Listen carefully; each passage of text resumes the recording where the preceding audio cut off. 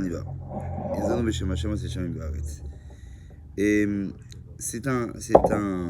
il y a un midrash sur un des psaumes de David Ameler dans lequel il est marqué Lechem abirim achal ish.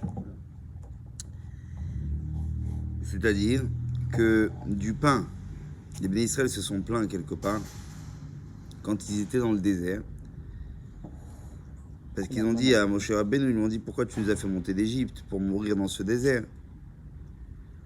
Il n'y a pas de pain, il n'y a pas d'eau. Et notre âme en a marre de ce pain, de ce lechem akel okel, léger, qui à la limite fond. C'est-à-dire quand ils mangeaient, ils sentaient rien. Alors qu'est-ce qui s'est passé? Vaishlach Hashem Ba'am, c'est connu, il y a marqué que Dieu il a envoyé dans le peuple, ouais, et Tanechashi Maserafim. Il a envoyé des serpents. Il mordait le peuple et beaucoup de personnes de la communauté sont morts comme ça. Dans le Midrash, sur quoi ils se sont plaints? Ils sont plaints sur la manne. En disant, merci.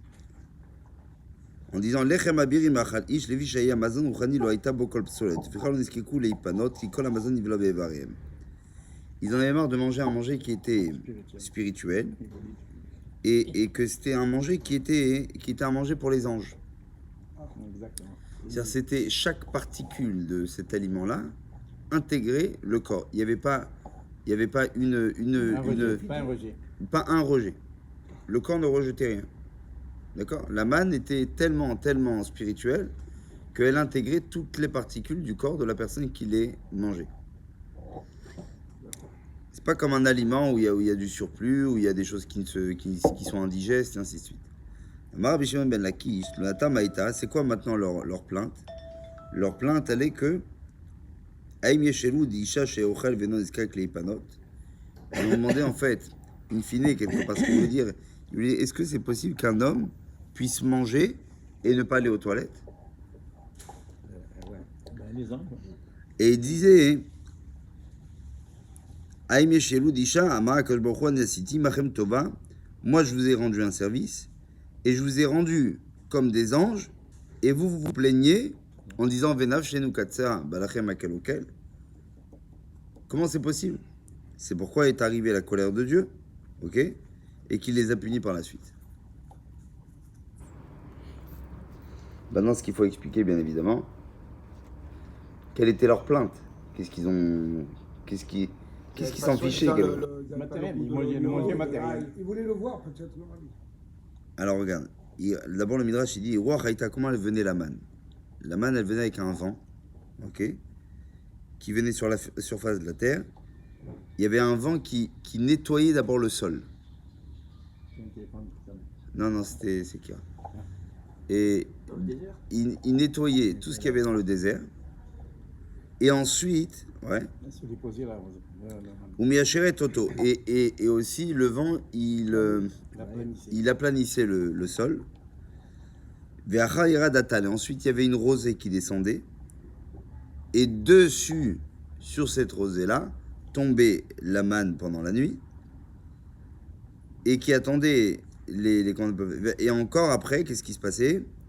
Il y avait encore une rosée qui descendait et qui recouvrait la manne. D'accord? Et ça attendait les béné Israël le matin. Quand ils se levaient, ils avaient la manne qui était déjà prête.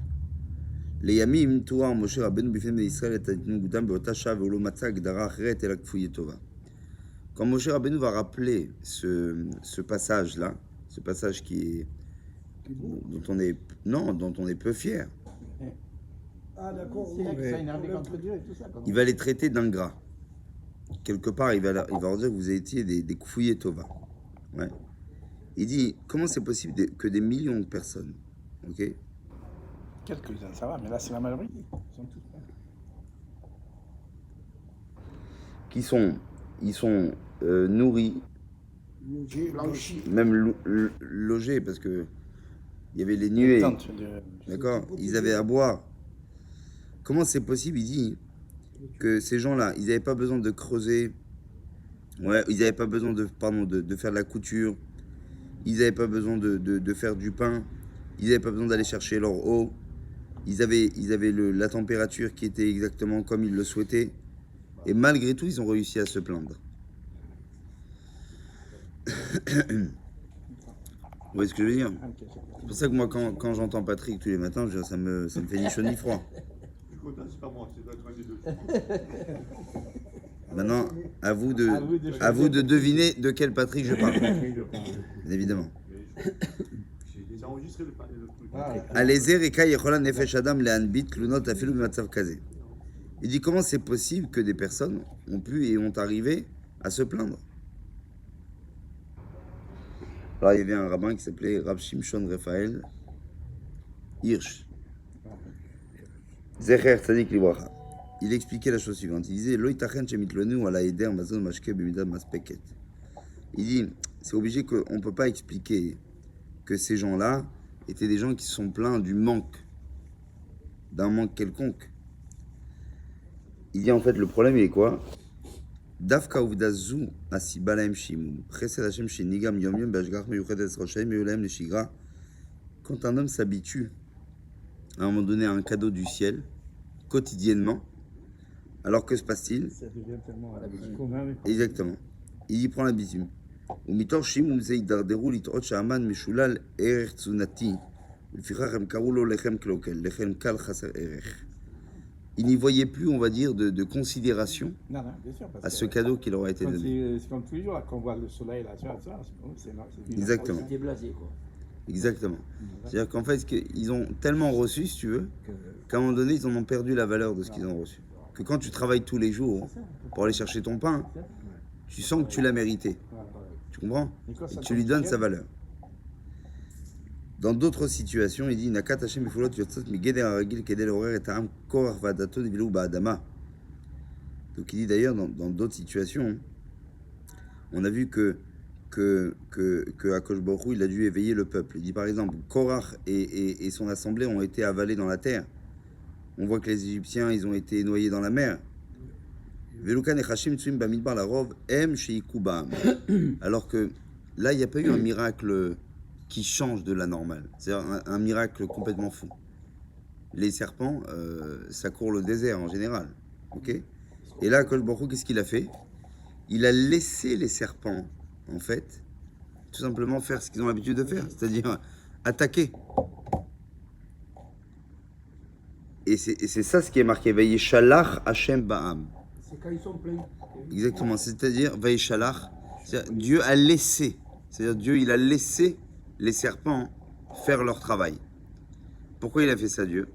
Parce qu'ici, la plainte, c'était sur une habitude qui n'arrivait plus à avoir comme de reconnaissance. Donc, qu'est-ce qu'il a fait Hachem? Il a laissé aussi la nature reprendre son cours aussi normal. C'est-à-dire que jusqu'à maintenant, vous aviez eu des protections. Je vais vous montrer, moi, comment ça se passe quand il n'y a pas du tout de protection. Il n'a pas dû faire de miracle, en fait, Dieu. Qu'est-ce qu'il a fait? Il a juste laissé la nature agir. Exactement. Et donc, il dit, Asachem, où est Sir et Taïkou, Minane Chashim? Mais Vatachat, Kaltou, Ben Israël, Godel, Asakana, Tarob. C'est là où les Ben Israël, ils ont repris, quelque part, la considération des miracles qu'ils vivaient au quotidien.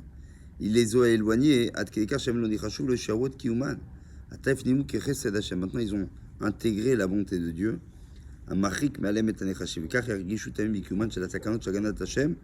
C'est ce qu'un homme il doit comprendre, la protection de Dieu, ok, qu'il a tous les jours. Il dit Kol Neshima Unshima, quand une personne respire, ok, il doit remercier Akash Baruch Hu sur chaque respiration qu'il fait. Et à chaque instant, il ressentira, si tu veux, comme si Akash Baruch Hu, pas ça va, c'est normal, non. Akash Baruch Hu, il le sauve d'être une personne qui serait accidentée, Chaz v'Shalom. Hashem Rakessir est un masvé chez Alanem. Akash Baruch Hu, il a fait quoi? Il a enlevé le masque qu'ils avaient sur leurs yeux, ok, et de leur faire comprendre que vous allez voir comment que ça se passe dans un monde où seuls les humains doivent le gérer. Et ainsi, dans toutes les générations, il y a toujours eu ça.